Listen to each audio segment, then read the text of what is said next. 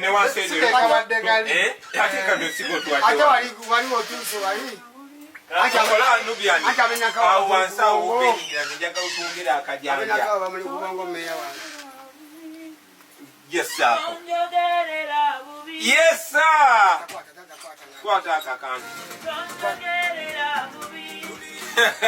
bayo kakwala kona mu body room tokata twende kwenye body room ensonga zitese tutule mu body Greenland Broadcast nze Williams mwana wasinzo goberera webale nnyo webale ddala naona kulwale tuze n'ebyo lwalero kubikutusaako tukwebaza nga bino byonna gyo tusaako engalo naawe atugoberera musinzira mitundu ebyenjawulo okutugoberera ffe aba Greenland Broadcast naffe aba Williams Podcast Live aba Greenland Media mikutu gyonna TikTok, Facebook, YouTube mwebale nnyo mwebalire ddala n'abatuwagira mu ngeri ez'enjawulo be sijja kulekeraawo kwogera sijja kulekeraawo kugamba nti bannange mwannyinaze Nassolo sijja kulekeraawo kugamba nti TX sijja kulekeraawo kugamba nti mwannyinaze Monica sijja kulekeraawo kugamba nti Daudi Keya oba nyumirwa muyita mu Luganda nti Daudi oba David mu Luzungu Charles Musoke California Cole Bellarica waliwo mikwano gyaffe Dance Echo owa Skuma Management mwebale nnyo byonna byemuteekamu oba wakiteekamu ddi oloba olikiteekamu ddi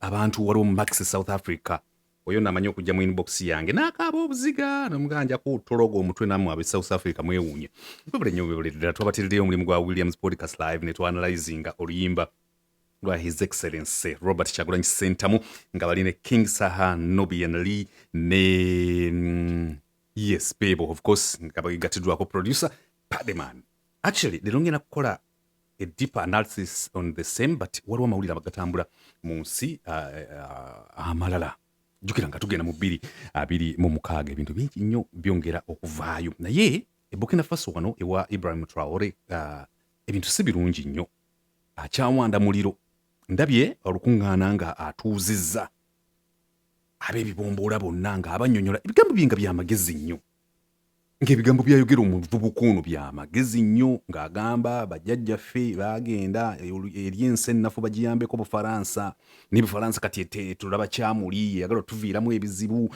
mbakubiriza mmwe mubeere babuvunaanyizibwa mubeere beekenneenya mubeere beegendeza mu byonna bye mukola mmwe nga bannamagye tebabaleetera okulyamu nsi yammwe olukwe era waliwo ne munnamagye omu agambibwa okuba mbu yali asendebwa Abafaransa mbo aliewo mu ngeri ya twatwa ng'alyawo Ibrahim Traoré president wa Burkina Faso Traoré mbo olugwe alugwamu atya mbo ngono munnamagye aze n'amubulira nti munne baagala kuba era Abafalansa bangambye mbo ate era waliwo n'omulala mbo ate ono ye yazuuliddwa oluvannyuma nti bali bamusindika agenda okusoma bwe yakomawo n'ayitira Ivory Coast n'asinkana president wa Ivory Coast mbu ngo ekimututteyo yonna eyo kukola lukwe n'Abafaransa nga bamusuubiza omusimbi balyewo batwale Kaganga Ibrahim Traoré president wa Burkina Faso era mbu bagenza okusaanukula briefcase ye ne basanga nga mulimu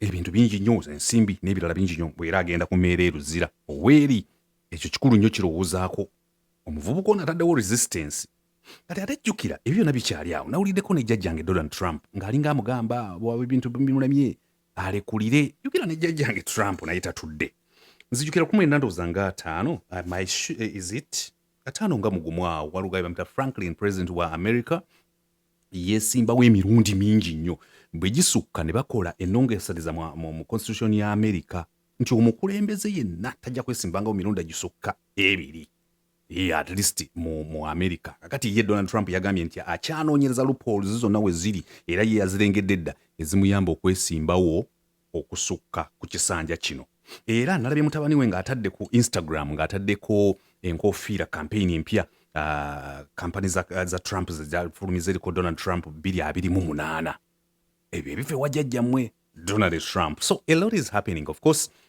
Papa Francis kitalo nnyo yafa ndabye ku bifaananyi nga bateekateeka pictorial njirabye from Vatican News room nga balaga okutuukira ddala okuva nga ali mu ssanduuko bagisiirinze okweteekerateekera okumutwala mu nnyumba ye ey'olubeerera kusaba okw'enjawulo okutambudde mu nsi yonna okuva mukulu Papa Francis omutukuvu yafa era ndabyeko ne waffe Uganda ng'okusaba kugenda maaso His Excellency Robert Kyagulanyi Ssentamu Leader of Opposition, who is also the spokesperson of the National Unity Platform, nga nabo bakwetabyemu. So Papa, of course, is a big story right from walimu bweyabeerera ku deathbed, ebyo byonna ebadde story and the build up bambi unfortunately okutuuka bwafudde.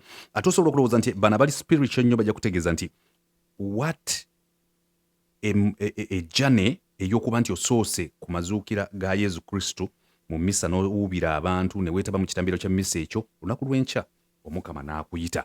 Kati awo bamanyi ebikugu bye bajja kugamba bannange papa yenga yeesiimye. Yani asobola okwesiimira mu kufa nti maama n'omala okusoma ekitambiro kya misa ku mazuukira ge, ate nkya n'agamba jangu tubeere ffenna.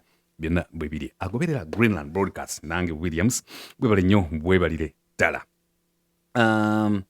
Nalabye statement, of course nayo ekoze a big headline mu Uganda.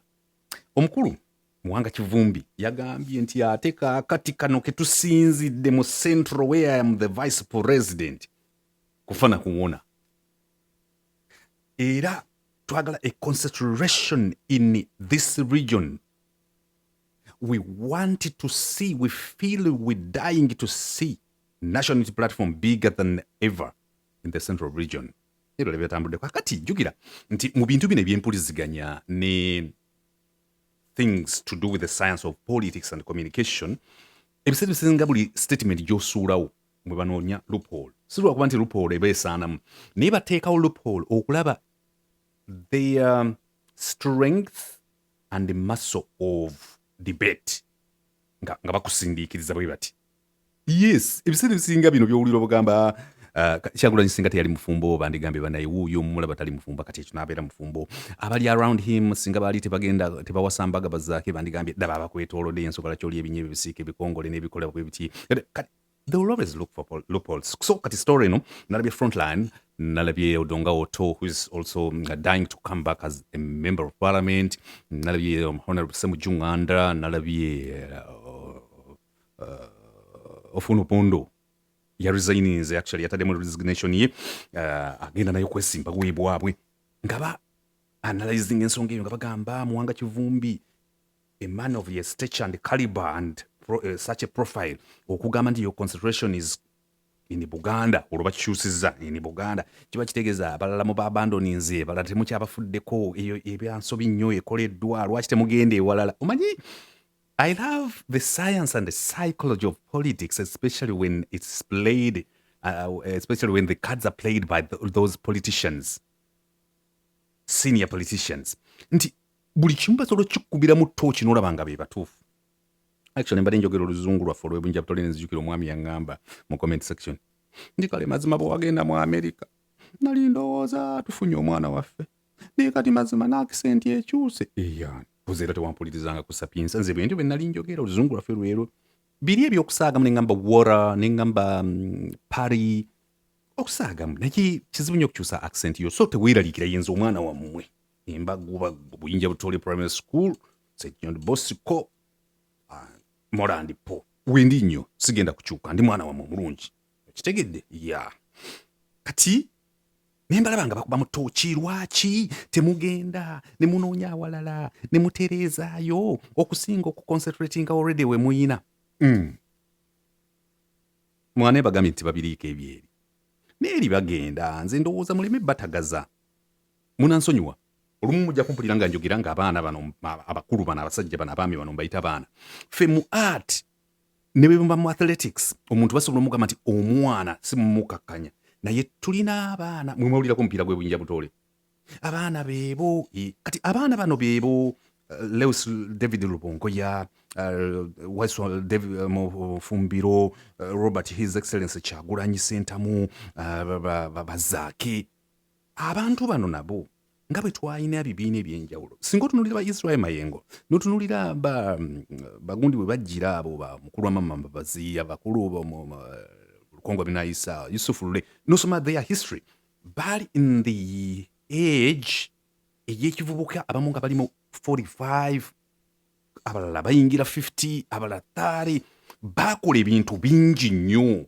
byentandika okubeera nyina muzzukulu wange bamuyita Nanono Tewo Pista ntera okunyumyamu naye ne mugamba nti naye nze abaana bano nyina ekintu kye banzannyira kyensanyuse yes bingi ebikyabalema ge mazima nga nange bwe nnyina ebinnema ebibalema bye biriwa nti bajja bo bali bayingira mu byobufuzi baali balowooza nti politics is a plateau, a flat highland where you come banyamanaye bane tumugyeko ne mumutwala nedda mulimu ebirala kati bingi ebibalema ekirala bingi bibayizigidde ku mulimu bwe tubadde mu radio and programming broadcasting nga tulina kye tuyita hands-on training sessions nti omuntu ayinza okuba nga aludde ebbanga yagenda n'akola mu institution n'asoma mass communication n'asoma journalism but hands-on training zijja in case otudde mu katebe kana akeekola bwe kati you have a mixing console, let's say you have your sound processor here, that is oyinako omulimu ogwokukola, you have this microphone here, you have a guest microphone there, equalizers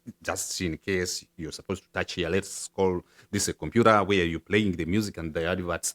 Tukuyisaamu ku butya bw'owa distance your microphone yebeerera awo teekako headphones obeere nga weewulira microphone zireke wano in the middle totuleekaanira tetwagala shoots ezo sazibeere satta zibeere ebyo ebimu abaana babisanga mu studios ebyo nsonga lwaki babeerawo internship n'oyiga nti bwe mmaliriza okukola ku radio let me go do air checks kwe kuliriza ebintu ebimaze okubeera ku mpewo nga program yawadde eddakira ezo baganda n'ogenda ne weewuliza noga wana distortinze wadde nabadde hayi nnyo wano music ebadde mungi n'ebirala kati hands-on training sessions bano bazifuna on the go in the field already bagiga ne baga kino twakola nsobi era ebiseera bingi babo bannyini bakikwebuulirira naye bano balina engeri gye bagira ennyo so at that nze ndowooza nti national unity platform on top of other challenges they are still facing administratively, politically,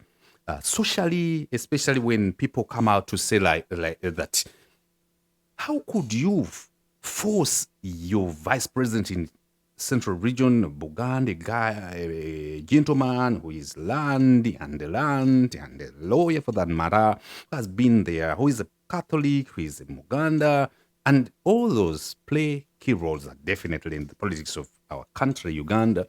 How could you kati abakiyiga ne baga twakola nsobi oba tukyongeremu byonna bibigirawo so n'olwensonga eyo babagambye kati bana abaana lwaki Buganda tebagireka ne bagenda ne baconcentrating akokolo ne baconcentrating apiriti ne baconcentrating akopokopo ne bagenda sowaani ne bagenda efooko ne bagenda ekijiiko byonna tubiwulira fe ababeera tuwuliriza because lwaki nze mpuliriza programs zino nti ntegeere mmeme kuba nti bwe nzijja wano okwogera siina informed route. I draw inference and reference from debates on different platforms, mainstream, tabloid, and informal platforms of discussions when nzijira wano. So, ekyo kyankutako nnyo nengamba nti nze ndowooza opinion yange yandibadde. Nyina a teacher, one of my teachers and patrons. Omanyiza nyina ba patrons bange, nyina ba reporters, nyina ba department gundi bange nasolo wange story lebe basejifuddeko nasolo ajja kuwa and Monica ajja kuwa Mimi ajja kuwa chaza oyo namu oyo omwana oyo kole berali kabonna abo simanyi kye bagaza dance echo simanyi kye bagaza radio na TV kati waliwo Peter Mukasa ne bwe mba nyine ekintu kyempuzisizaako amaaso Peter ajja kujja mu inbox awirize voice note that kikasa tumuwulirize ansinga ku myaka gimuwubidde akawero kusinzira ku palo kafeero zisongo anatera n'okuswaza olujja kati bwe muwuliriza nyina byenjiga nga nze mbadde mbibuuzisiza amaaso kati nange ntera omuddamu ne mugamba mu buto bwange ne mu bunafu bwange ntera omuwa ebintu nga tebikwatagana nga bya kinafu kati ne mu kino nzikiriza bwe nti ku kya national unity platform okulabika nga abandoninze where they have already achieved they are kind of concentrating so much on the achievement and redoing is the same thing and forgetting about where they are weak. Sirowooza nti bwe kiri Uganda eyo nnene nabadde nkigambalira Peter Mukasa nti Uganda eyo nnene abasajja bano balina ebintu bingi nnyo bakoze bye bafubye ndabye abaana abo ku front line nga balina ebintu bingi bye bafuba to build a political party at their age, to build a movement at their age that is spearheading the revolution, building their capacity individually. Because Robert Chagulanyi Ssentamu has been a successful music artist, a literature teller, a storyteller, has been a successful person, at least to at a bigger percentage when it comes to marriage, child, upbringing.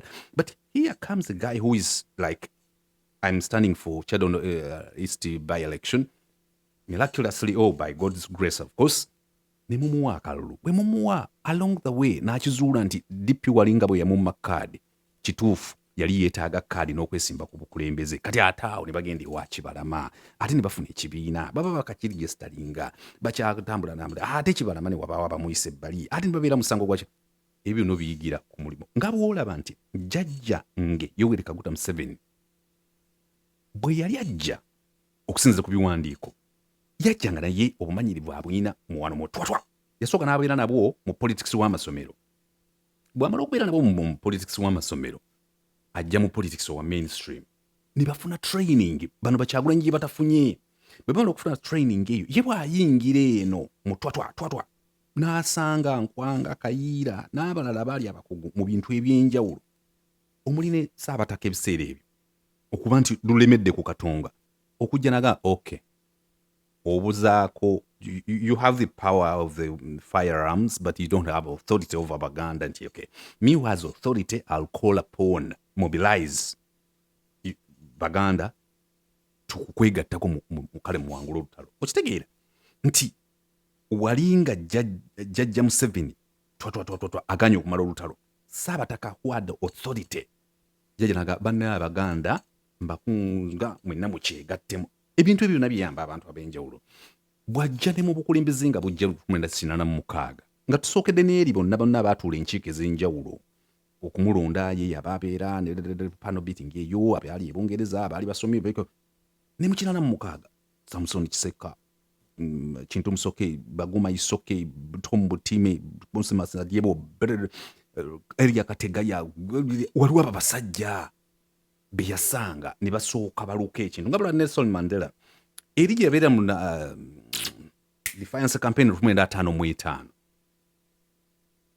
yali a student of revolutions nti yes balumumba babikoze eri Democratic Republic of Congo bano bagundi babikoze wansi ezimba za Zimbabwe Shona Kingdom Robert Mugabe the late baba bafuna kwetwaza ndoza tukumira kirana mugumwa around there Zimbabwe then bano bakikoze mu Southern Rhodesia Zambia Jose dos Santos bakikoze mu Angola Alhaji Malbongo bakikoze mu Gabon sajja wawo no eri ewarasa no tala Ivory Coast babikoze kati mbiga ntya Nelson Mandela mbitabo byakugana ningina nga nfuna abantu abanyamba to educate me ensobi nazikolanga along the way nintuuka n'okuwangula nga bamaze okuntraining nti togeza n'ogamba abazungu mugende era n'abalekawo biba ne disadvantages na advantages kati olunaku lwa leero bano abantu betukomera ne tubagamba nti mwesibye ku Buganda mugende ewalala bawulira bwendowooza era bajja kukola ebisoboka naye kyemmanyi kiri kimu mu by'obukulembeze ebitono nze nga Amacha kyemmanyiiko ng'oyina the central region that has the cardinal, the arch divisions that make Kampala, where you have the authority of Kampala, where you have the executive director of Kampala, where you have the minister of Kampala, where all the business is done. You have the Machindye, you have the Rubaga, the Centro, the Nakawa, Kawempe divisions. And on top of that, you have the metropolitan Kampala and the wing, the cardinal wing, the dominant wing of Wakiso. On top of all of that mentioned, you have Mekawa Uganda massacre. Consistently, you have had issues. You have had stories, success stories, stumbling blocks, triggering challenges. The enemies are throwing arrows.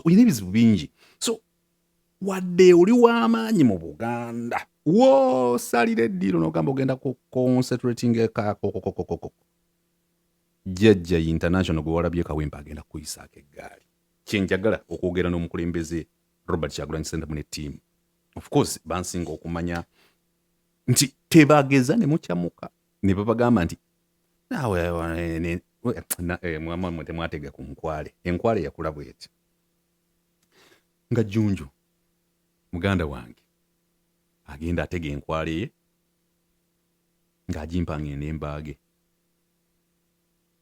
enkwale erina omuze njagikuba enkwale erogiteeka wansi wadde owekakasa okujjako ng'ogisazeeko omutwe nze kye nakola nga njinyoola ekiwawaatiro bwe nti nga ŋŋamba nti kakati oyo Butambala Kivumbi Muyina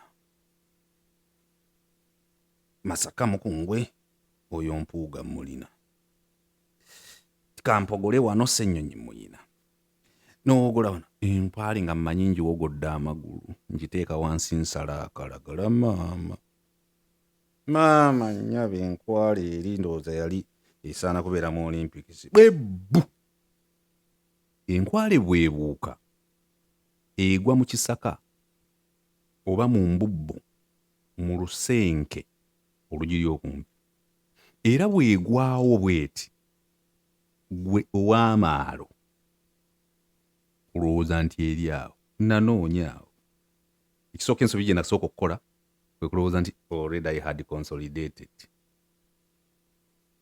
disempowered ngimenyera amagulu n'agiteeka hariya n'agihuumuza kandi shinje nsara akaragara njije njibaage maama enkwale yaguruka yaguruka gye yaja omwibanga kandi likaba liri eihangwe mu ttuntu omwihangwe enkwale yaguruka yekasuka omunanka omu kinyansi mu kisubi yekasuka omu kinyansi n'atakura ekinyansi ekiro kyona olunaku lwonna enkwale busawo ng'enkwale tewali kati n'omuntu akubalira ekya temufaayo aba tamanyi history abaddewo mu kisanja kino point is draw analysis SWOT analysis put here your chest nina chessboard yange ani agiba bwe mba nyina ebintu byenza nnyo oba puzzles ezo sooka obale ugambe challenges zembadde nazo mu Kampala nsobola okwabandoninga just Buganda nedda what I'll do is kunywezaamu bwe nti nga bwe ngenda eri naye wano nga nkuttewo kubanga bw'ogamba nti ogende bugenzi ku bizibu by'obadde nabyo ku challenges z'obadde nazo ojja kumaliriza okudda emabega ng'enkwale egenze bingi bye weetaaga okutereeza. For example, another story is about kakati Ssemujunganda, because Ssemujunganda those abanna balina gwe baagala omuteekako kakati Ssemujunganda lwaki mumukwatako kakati Sauda baagala ndabye interview ya Sauda baagala ng'ali ku NTV in the morning abadde a good journalist, a good communicator. Ebibuuzo byonna mbidde Steven my student byabadde amubuuza nga of course senior journalist baagala abyewala eri. So there is a lot of all that. Waliwo questions of Mpuuga akomawo asabe kaadi bw'akomawo njimuwe. Nze nate olaba Mpuuga waakomawo kaadi njimuwa. Medard Ssegona kaadi njimuwa. Baagala bwe mba njagala kunywezaayo bwe mba siina mulala njimuwa politically. Ebyo nsobola obikola nze. Naye ebyo byonna bye bitegeeza nti Kyagulanyi ng'anoonya ebibuuzo ebyo biddamu ne ttiimu byonna n'obutabiddamu. Baconcentrating on tebasuulayo gwa nagamba they shouldn't at any time get complacent. Nikyo kye njogedde nti Mpuuga njimuwa kati comment section. Omwana ayogedde atya oyo ali mu green tuwe Mpuuga de Mapuuga tumuwe kaadi ekyo. Ezo debates zonna Bakyagulanyi ze balimu. Hilda ekiragaza maani njimuddize ye bwe kiba nga kitegeeza kuwangula mulabe wange Hilda maana mpa nkoze eki talina kyankoze bingi nnyo ebyetaaga okukolebwa mu Buganda nga bwe nkunyonyedde nti Buganda eno etegeeza ebintu bingi nnyo ebaddemu issues nyingi nnyo. So at that bwe mmala okuteeka ekyo wabbali about the song biri of course saagala nnyo bawa content mungi nnyo about the song. Can a song by Robert His Excellency Kyagulanyi and Nubian Lee King Saha do a thing? It can. You know fluid break fluid. Do you know lubrications? Do you know amafuta grease? Ayamba okugira music is a fundamental factor in revolutions. Only that in Uganda recently, or now, the status quo is worrying, especially when you no longer have many artists who will be like King Saha. King Saha ekyakola ekya freestyling akamwanyi kaaliwo kikulu nnyo. Ekyo kyaleeta ba Stephen Kekana okuwandika literature mungi nnyo okuleeta mukyala gwe bazaala mu omugenzi Brenda Fassie bamuzaala waye byetaaga obitegera gyomuzaala okuleeta muwala w'amacaka Yvonne Chakachaka Chiko Kimola Patti Shange Zizi Kongo nani omulala Lady Smith and Black Mambazo General Penda Dunlop AJ Powers and many other artists Pamela Nkusa bakola force. I understand geared and inspired by himself Lolaila Nelson Mandela omugenzi gwe bazika mu Eastern Cape South Africa okulaba nti literature ono yabanga meaningful and in relation to this struggle. 15 okweyongerayo defiance campaign bweba etambula ya NCA nga bayimba the lion sleeps tonight isokangia kusanda enyimba marabi enyimba nyinyo zibayimbanga zikola kinene nnyo, especially if or when you have creative artists. Their songs I've listened to and I'm like, if Ugandans got these songs well, singa bali wala nga nange mwendi situka tutambule sirwana naawe imba kyolulalaawo kasukali ke waliwo ennyimba ezo nga ziri mobilizational songs ezo kati nawuliriza oluyimba luno bw'oba okola music wa revolution.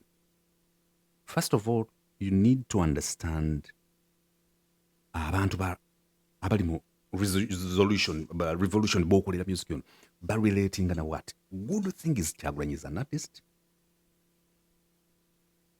Abantu abasinga bamutegeredde ku art and Uganda ekyali nnyo into consuming, ingesting art. This guy wakabi nga tuvudde mu bimugamba kane His Excellency wafedde nga tuzze mu ndongo. Ffe twali mu ndongo omwo. Ffe tubadde mu ndongo. We have played their hits. We've played music for Chameleon. We've played music for Bobi Wine. We've played music for Good Life. We've played music for Eagles Production. We've played music for the Afrigo Band. We know all of them. Bobi yakolako zi intro za 20 manya wendi ezo wakabi bw'abagulawo oluyimba. Ekirala ayina literature, ayina approach. Kati when I listened to this song, ennyimba nayogerako n'omukulu Minisitiri Ssegamwe nga yayimba Sekonota wanyisibwa. Nangamba nti twatuuka okuyimba ennyimba ezo nga tuzikweka eyo nga bino ebyabo tegenda biri too much. At this time, anyone who will come and be like, Museveni twakukowa genda eri obofofe mama twakukowa genda eri obofofe, that is normal. Ni bana ba Uganda Commission bajja kuvaayo beekwase paka olimba mulujja kumpewo secretarianism ate banyalugira hate speech n'ebirala, but akamwanyi kaaliwo. Ni Walukago yayimbako oluyimba ekibuzizza emirimu mu lunoonyi lwalirwa amagezi nnyera nga mugamba let us write literature afaanana bwatyo yannyonnyola ekibuzizza emirimu. Kati okujja ne bayimba this kind of literature owa nga bwe bayimba manya sirwana naawe nwanirira gwe, this time they're like I'm not your enemy. Oluyimba luno nga luli melo luli soft naye nga lusuna kati nga nejjajja asobola okusobanga nanga agenda okuzina amazina fasiridiwe n'amugamba kataana mugamba iwe ekizina okikengere kurungi olwo lutoolo ki ekizina mpulidde ngendo nti bagamba gwe kennyini ekirala ne bawa approach ebidongo lwakuba mwe temufa nnyo ku details of bidongo mpulidde people nga bagamba Kyagulanyi omanyi normally people will come and be like Kyagulanyi ebyokuyimba biveeko nakutegezeza with communication and propaganda politics around the science and the psychology of multitudes demographics tuba tunoonya ekikujjako naawe obeere intimidated be like maybe nagwako I've listened, I've followed Antoine Christopher, Gebepa Mumba, Genomo Pao, Double King, Kofi Olomide Mukatuliki. That was a winning formula. Ayimba bara disease, ayimba garage we oyo. Nedobuzi yo. He will just improve the sound. And one of the producers that understand Bobi Wine is Kayuwa Pade, Umurokoli. Yali omutono nga Kayuwa Pade omunene kati. And Danny Magic. Tony Wars Plus. Kati, umuntu asobola okukola a thing for Robert Kyagulanyi okutegela the chemistry. There is a clip yenjiguddewo nayo ng'owulira engeri gye ba relating. Is Pade amanyi bwe bakwata amaloboozi ga Bobi Wine capturing vocals okukwata amaloboozi okurecordinga amaloboozi wano ku microphone. Ekyo nakyo kipya nyina artist gwe nalikolanga amaloboozi nze nga simumanyi. Gonna nega flatinga na recordinga study ko headphones muulira biki byayimba omuntu omuna ngamba oyo nno ojja kulumaliriza nga luflatinga lonna and it was abantu baba bamanyi Misa Kisemakula Padman yakwata bulungi nnyo amaloboozi ga Misa Kisemakula ne Kazibwa gakwata bulungi nnyo Kurucha akwata bulungi nnyo amaloboozi ga Julian Kanyomozi ga Rema Namakula akwata bulungi amaloboozi ga Maureen Antumi ebyo nabiba mu details of music. So if you need a revolution of peace that is going to rally multitudes bajje singing along, you need omuntu that can do it. Kankubuulireyo mulokole ekintu osobola okuleeta ssente za church. Bw'ogenda mu bavubuka b'olwaleero tebasobola kubbira Bobi Wine luyimba luveeyo bwe lutyo. Having a Nubian Lee who is a rhythm and blues vocalist, having King Saha who is a 360 Afro vocalist, does rhythm and blues, pop, and kati baba bagenda kulwana jukita kisoka bo bato bamanyi Nubian ne King Saha ranges zaabwe ziri close to each other. Kati okudiringa nabo you need a senior who has done songs for them at least for some time. Volunteer Padman ayina project endala gye yakolako yaba artist abaali abangi nnyo okutegeera abantu abo baafulumiza oluyimba luno. First of all, a revolutionary song has to be a sing-along. Esingalongo nga bano bayimba ne badda mu ziringa nyimba z'abalokoleza crusade. Muje mulokoke Yesu abayita mwena muje mu kasitatofu n'ekyo abasajja bayimba group ya bagita Marian Gold mu West Cameroon bebayimba pieces biri mu civil ye Cameroon nezikwata fenne no Music Africa wa Michael Kamazibu twaziniranga ko tetumanyi si beza zangalewa ne zamina waka nti baako kyokola weetabeemu bwabaawo olutabaalo webabaawo akagumu kakwetaaga contribution nawe weetabeemu ebigambo ebyo ebiri mu luyimba olwo. Naye the Marian Gold Band baakuba oluyimba ne lukola ebintu bingi nnyo olw'ennyimba ezibadde mu South Africa omwogera nnyo ne mulufalinga ku South Africa but understanding nnyimba ki ezikola. Listen to the song called Situka Tutambule. You need a Danny Magic that knows the guy. Mpulira nnyo abantu bagamba nidaalekerawo akyuse afune no. Misa Kisemakula omu ku bantu abasobola omukolera project songs, serious songs is Pade. Nzire ba producer tu. I've worked with producers in Uganda. Era buli muntu mumanya buli muntu ne mugamba gwe Staboa tugende wa Jona. Gwe gundi tugende wa gundi. Juliana Kanyomozi is having a new song. We have had chats with Rema Namakula where I have disagreed with her and I'm like that's not your producer. Oyo takutegeera, oyo takumanyi. Ajja kuflanginga will put a reverb, delay, manya bichi, chorus effects. Ofe. Just go back and listen to oluyimba lwebayita Not Your Enemy. Musically. Ogeraganya the artists ababaddemu ekiseera kye tulimu era ensonga lwaki it came out with Bobo. It worked and the reception from the targeted, the niche the targeted people we only needed technical touch in terms of commentary and analysis okukigaziyaako. Musically it is okay for me. Also in terms of singing, sing along, bichi, it is fine. Another thing kyensembyayo, omusajja Kyagulanyi alina omukisa, omwana alina omukisa, amawulire afulumya akantu bwe kati. I told the people in a WhatsApp group, bwe baalusuulawo bwepo nibagamba olulaba headlines, and indeed abantu banandika lubi si lulungi, and the moment we come out kugamba lulungi oba si lulungi, it is a big song. Mulokolo okitegedde onaleetera sente za kyaki oba tokitegedde. Program ekomyawo. Goodbye, thank you very much for being with me. I am Williams, this is the Greenland Broadcast.